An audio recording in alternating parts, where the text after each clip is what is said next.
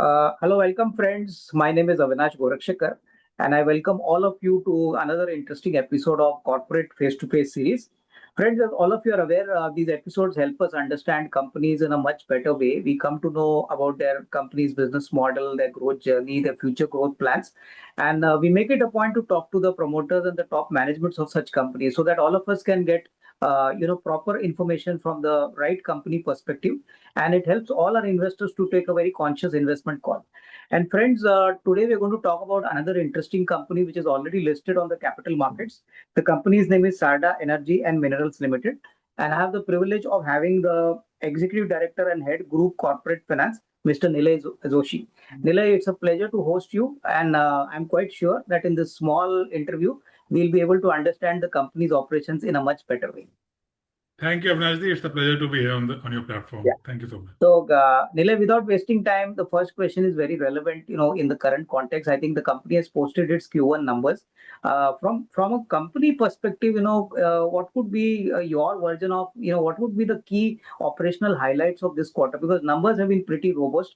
The power division has contributed significantly, but something from your side which could, enlighten our investors as to what were the key achievements according to you in this quarter. No, so one, like you rightly said, the Q1 performance was quite strong, and it clearly demonstrated a shift from a metal company to a mineral and energy company, with energy becoming a major contributor, something which we were endeavoring for some time now. So that has finally been achieved and reflecting in the numbers. Performance-wise, also, if you see the energy vertical, it had a strong quarter with about 166 crores of units generated and around 121 crores sold. Balance, of course, used captively or other consumptions. Metal side also, the volume performance has come back to a normalized level Yeah. because last quarter, because of certain uh, uh, modifications, etc., that we're doing in the plant. So it was a little down. So that has come back to the normalized level.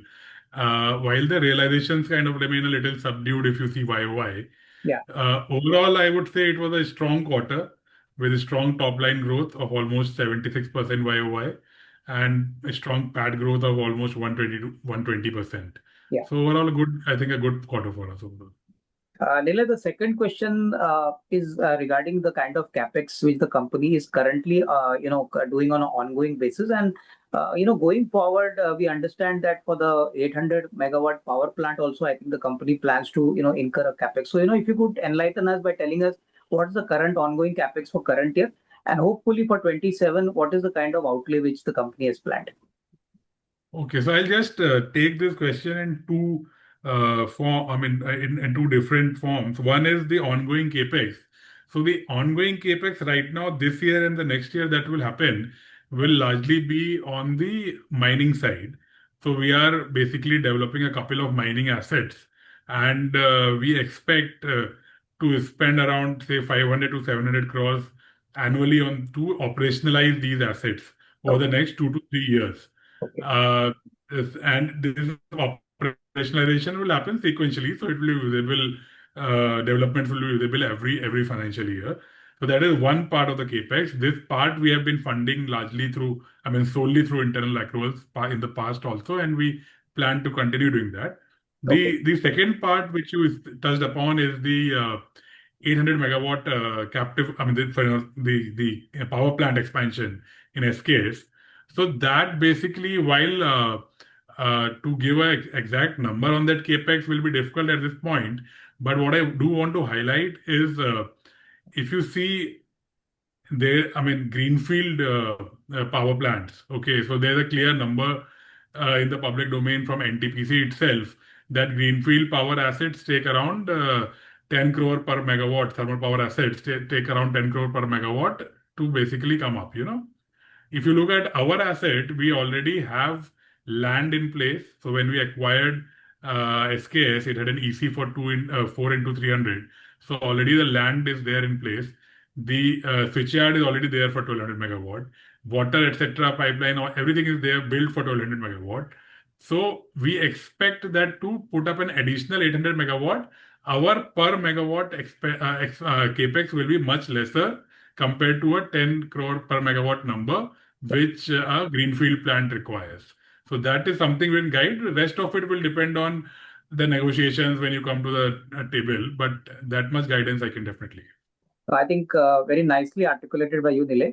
Nile, now since you have mentioned about the SKS, capex, what is the current update on the Supreme Court, judgment? Like I believe in the con call you said that very soon some final decision will be taken. So if you could tell us Right. some, update on this asset, which has been in the limelight for a very long time. Yes. So, see, as you know, this was an asset which we acquired under IBC through the NCLT route. And I mean, there were a couple of competitors in the IBC process. Now, first, I would just explain quickly that basically the court process which is pending is not being driven by any of the financial creditors or operational creditors, so to say, interested parties. It is being driven by the losing resolution applicants. That is one thing. Okay. Second is the losing resolution applicants have already lost the same case in NCLT and NCLAT. So two forums they have already lost the same case. They have now gone to the Supreme Court with their issues. Okay. Now, another thing that I want to highlight in this case is that as far as the financial creditors and operational creditors, which are core interested parties, this was one of the most successful resolution under IBC ever in the history of IBC. And to my mind, it should be a case study of sorts because 100% recovery happened for financial creditors and operational creditors. Nobody got any hit. So Exactly. hence they are not in the court. So therefore we see there a very strong case for us. There's already concurrent finding by NCLT and CLAT. So hopefully outcome should be positive. The case is listed for hearing on 23rd September as of now in the Supreme Court. So yeah.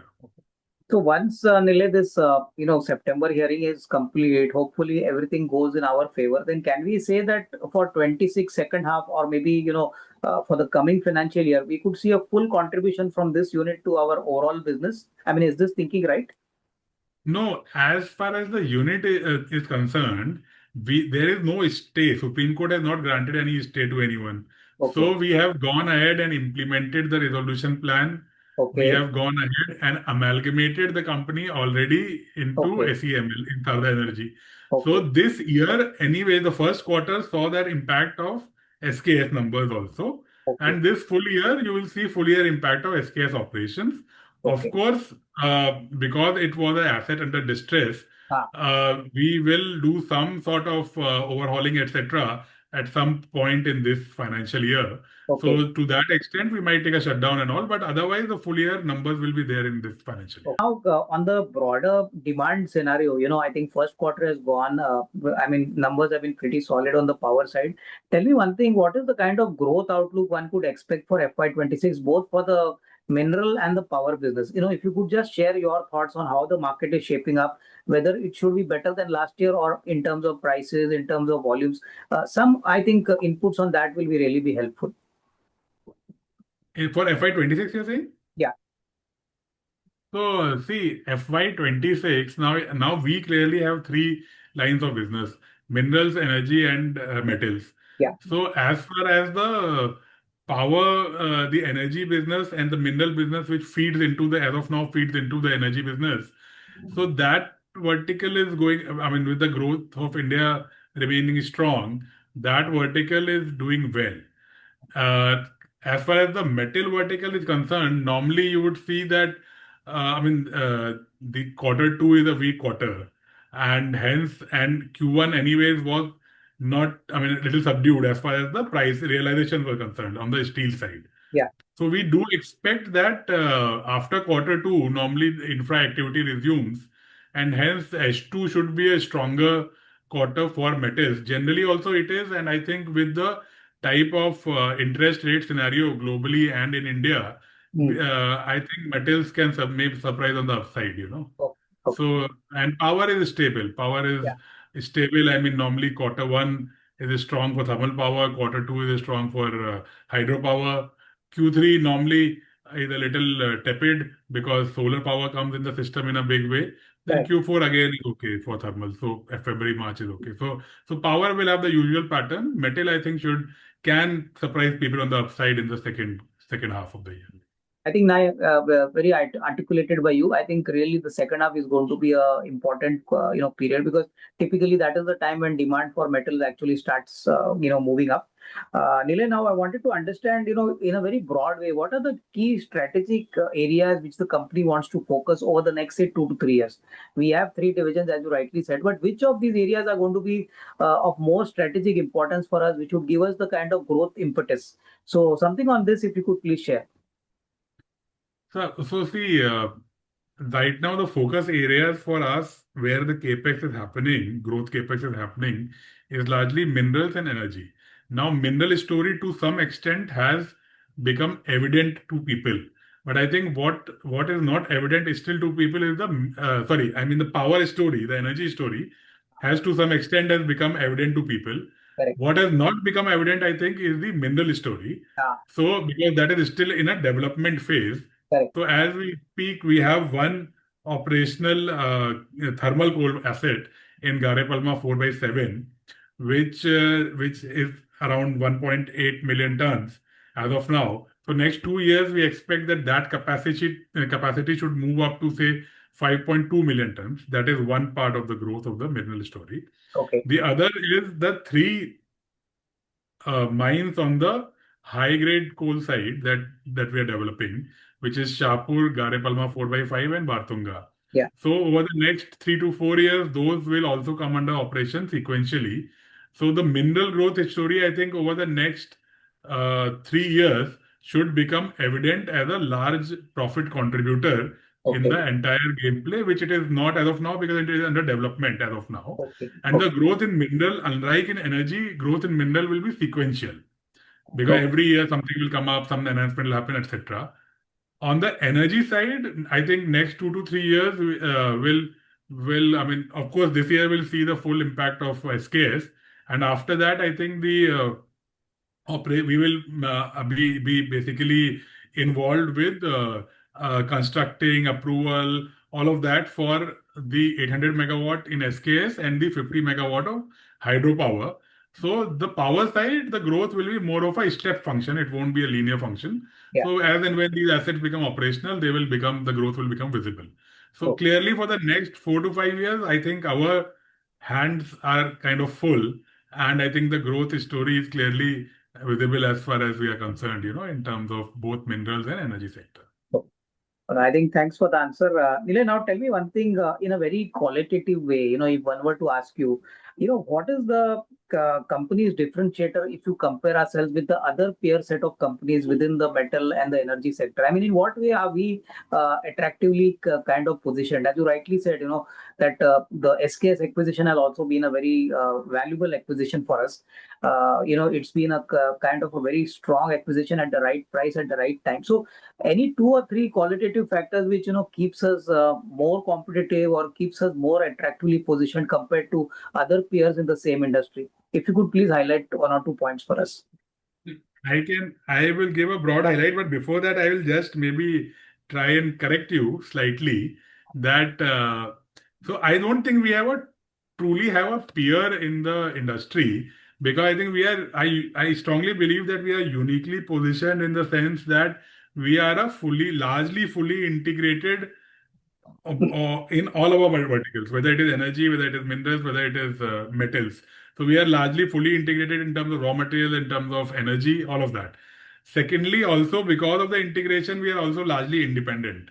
So I mean, no major dependence in terms of raw material sourcing or all of that. So while I mean, I just addressed that, but now the coming to your point that what basically differentiates us, I think there are a couple of things. One is I think clearly the ability to generate value in distress. And I am not only talking from the perspective of SKS. The start of the group happened by the takeover of a distressed asset and turning it around way back in the 70s. Yeah. Throughout the journey, the group has extracted value from distressed assets and delivered it to all its stakeholders. Okay. So the unique thing is not only ability to turn around, but also to deliver value to all the stakeholders involved, which means bankers, employees, investors, everybody, the whole community which is attached to the group. So bankers have seen in all our turnarounds, bankers have seen recoveries, employees have seen jobs protected, and obviously investors have seen value. So the one is the ability to turn around distress situations. The other is the philosophy of integration. So we always believe in kind of controlling the entire value chain in the sectors that we operate in, and that actually helps you in difficult times. Actually, when you control the entire value chain, you're more cost efficient, and Yeah. it helps you in bad times to control the risk. So that is the other thought. And the third and the last, I think, the differentiating thought or the factor is, I mean, we normally try to get a fix on the raw material first. So before taking a step in the value added direction, what I mean to say is that if you have a control on raw material, then normally the sustainability of business is much higher. Okay. And I will just corroborate it that SKS is not actually acquisition of a power asset. It is actually forward integration of our thermal coal mine. So Okay. that's the large differentiating philosophy or thought process, I think, and that's the way we try to operate, as a group. No, no, I think very nicely articulated by you, Nile. Nile, now tell me one thing. I have observed that the company is generating very healthy cash flows. So going forward, see most of your capex, you said you'll try to fund it from internal accruals. But would you all also be looking at any other inorganic opportunities if you get a good opportunity, maybe in the future? So is the management open for that?